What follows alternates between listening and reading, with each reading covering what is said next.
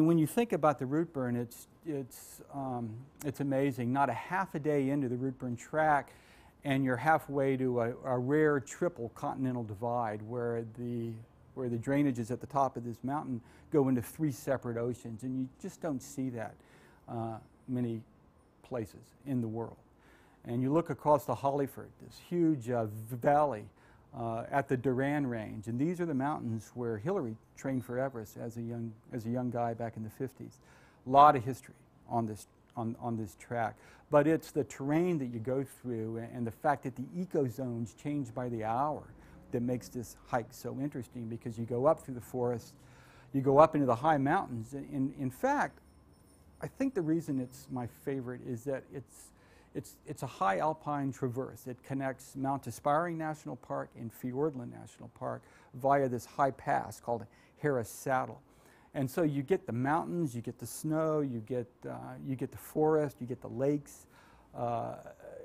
It's truly a great experience hour by hour. One of the neat things about the hike is that it was originally put in there by the indigenous people of New Zealand, the Maoris, to get to the Jadestone in that part of the country, and to do that they had to climb the mountains. And then when the European settlers arrived in the 1800s, they used these same trails because they're the best.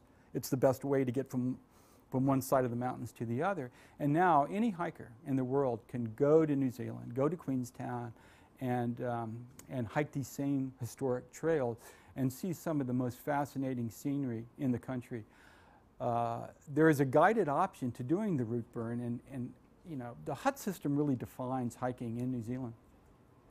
And if you do the guided option on the Routeburn Track, you're taken really good care of. When you get to the huts are a little fancier than the Department of Conservation huts.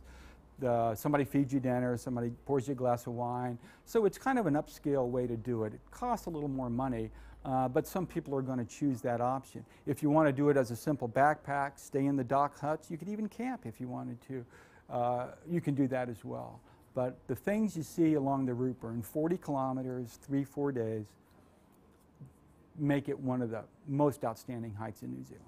So how difficult is the Routeburn Track? Can anyone hike it? Definitely. You know, you've got to be somewhat fit. But the beautiful thing about the hikes that we're talking about today is that we're not talking about mountain climbing. You don't have to be an athlete. Anybody that can walk around the neighborhood can do these hikes. Yeah, your pack's going to weigh maybe 15 kilograms. So you're not talking about a lot of weight.